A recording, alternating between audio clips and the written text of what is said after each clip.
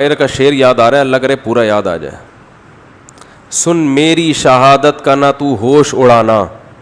بچہ اپنی ماں کو کہہ رہا ہے میدان جنگ میں جاتے ہوئے, یہ نظم بھی انشاءاللہ میں ریکارڈ کرواؤں گا اخپل طریقے سے. بچہ میدان جنگ میں جاتے ہوئے اپنی ماں سے کہہ رہا ہے کہ اگر میں شہید ہو جاؤں تو ہوش نہ اڑانا, اسلاف کے ناموس پہ مت داغ لگانا.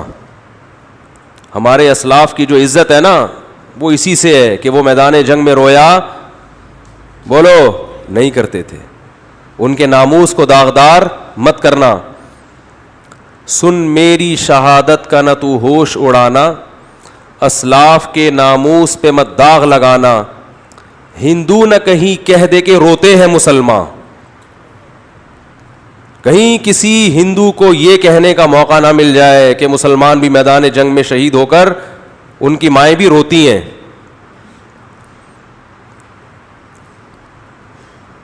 پھر کہتا ہے کٹ جاؤں مقتل میں تو اف تک نہیں کہنا. تو ماں کا اپنے بیٹے کی شہادت پہ رونا یہ برا نہیں ہے, یہ تو محبت کی علامت ہے. رونا تو سنت ہے, واویلا کرنا, چیخنا, چلانا. اور وہ تو ماں ہے نا, چلو وہ تو روئے, چیخے چلائے نہیں. اپنی نواسی کی موت پر ہمارے نبی صلی اللہ علیہ وسلم کی بھی آنکھوں سے آنسو جاری ہوئے. آپ نے فرمایا کہ دل غمزدہ ہے, آنکھیں بہہ رہی ہیں, زبان وہی کہے گی جس پہ ہمارا رب راضی ہوگا.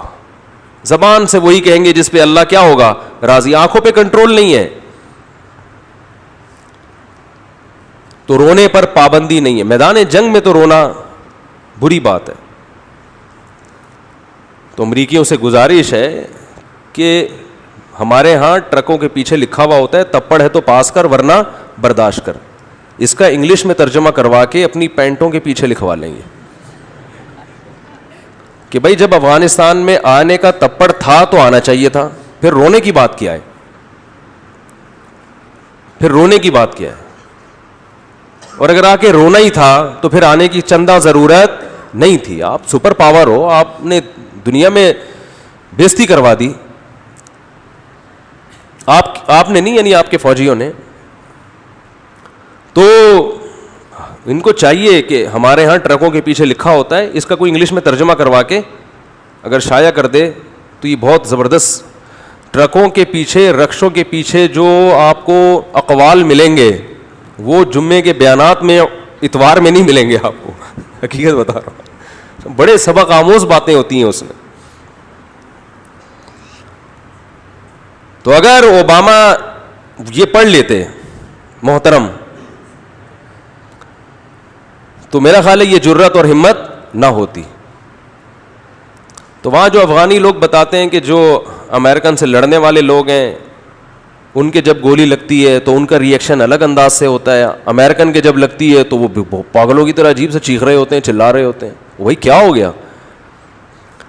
تو ان کا چیخنا بالکل درست ہے, اس لیے کہ ان کے سامنے آخرت نہیں ہے. ان تکونوا تعلمون فانہم یعلمون کما تعلمون وترجون من اللہ ما لا یرجون. اللہ فرماتے ہیں اگر تمہیں, اہل اسلام سے اللہ خطاب کر رہے ہیں, میدان جنگ میں تمہیں اپنے ملک کے دفاع میں لڑتے ہوئے اگر تمہیں زخم پہنچتے ہیں تو ان کو بھی تو زخم پہنچتے ہیں.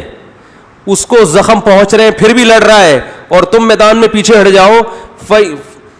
وَتَرْجُونَ مِنَ اللَّهِ مَا لَا يَرْجُونَ, جبکہ تم اس زخم پہ اللہ سے وہ امیدیں لگا کے بیٹھے ہوئے ہو جو تمہارا مخالف امیدیں لگا کے نہیں بیٹھا. تمہارا مخالف صرف گورنمنٹ سے مختلف قسم کے الاؤنس لینے کی امیدیں اس کو کہ میں زخمی ہو جاؤں گا اتنے پیسے ملیں گے, میری ٹانگ ٹوٹ جائے گی, لکڑی کی جرمنی سے ٹانگ لا کے لگوا دی جائے گی, بس.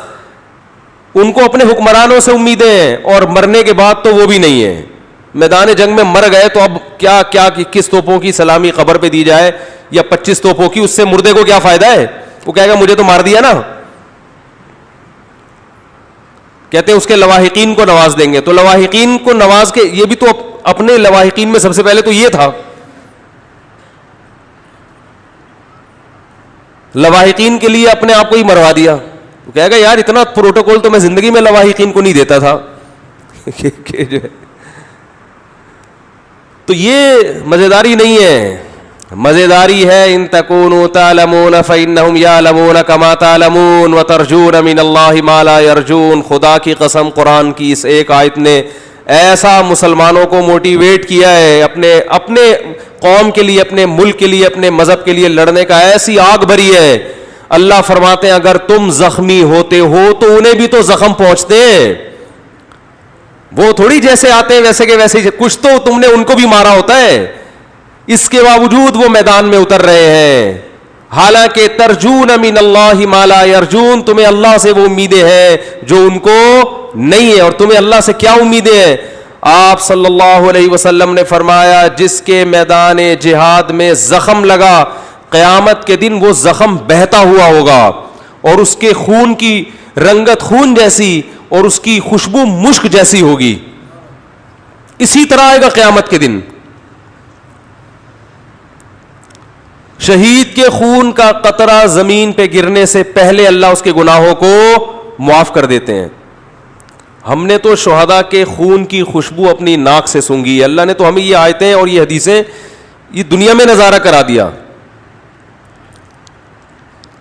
ہمیں کیسے کوئی لبرل اور ملحد یہ کہہ سکتا ہے کہ یہ حدیثیں معاذ اللہ غلط ہیں؟ ہم نے تو بھائی اپنی ناک سے سونگھی ہے. ابراہیم علیہ السلام نے اللہ سے پوچھا کہ اے اللہ تو مردوں کو زندہ کیسے کرے گا قیامت کے دن؟ یہ تو بوسیدہ ہڈیاں ہو کے مر کے ختم. تو اللہ نے فرمایا اولم تؤمن, کیا میری باتوں پہ یقین نہیں ہے؟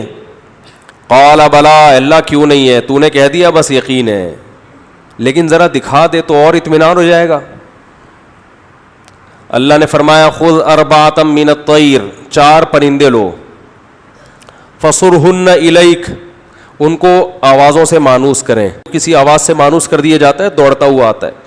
ثم اجعل علی کل جبل منہن جزءا, ان کو ذبح کر کے قیمہ بنا کے ٹکڑے کر کے مکس کر کے چاروں طرف جو پہاڑ ہے نا ان کی پہاڑیوں کے کونوں پہ چوٹیوں پہ رکھ دیں.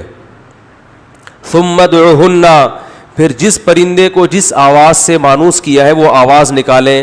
یاتینک سعیا, وہ پرندے دوڑتے ہوئے ابراہیم علیہ السلام کی طرف آئے, دوڑتے ہوئے, سارے بوٹیاں اڑ اڑ کے زندہ ہوئے, پورے پر اور پورا پرندہ بنا اور ابراہیم علیہ السلام کی طرف دوڑ رہا ہے. تو جس پیغمبر نے یہ منظر اپنی آنکھوں سے دیکھا ہو انہیں کبھی کوئی وسوسہ ہوگا اللہ کی باتوں میں کہ میں قیامت کے دن مردوں کو زندہ کروں گا؟ تو بھائی ہم نے تو شہداء کے خون کی خوشبو اپنی ناک سے سونگھی ہے, اور میں نے نہیں, بہتوں نے سونگھی ہے. بہت سو سے آپ تصدیق کروا سکتے ہیں. اس میں ڈرامے بھی ہوتے ہیں میں مانتا ہوں, آج کل تو جو مر رہا ہے خوشبو آ رہی ہے. تو اس میں جو کرامتیں ہوتی ہیں نا اس میں جھوٹی خبریں بہت پھیلتی ہیں. لوگ اپنے بڑوں کو سے عقیدت میں غلو کی وجہ سے ان کو بہت اوپر چڑھا دیتے ہیں, لیکن جو مشاہدہ ہے اس کا تو انکار نہیں ہو سکتا. ہم نے تو خود مشاہدہ کیا, اور ایک کا نہیں کیا ہے, بہت سو کا کیا ہے.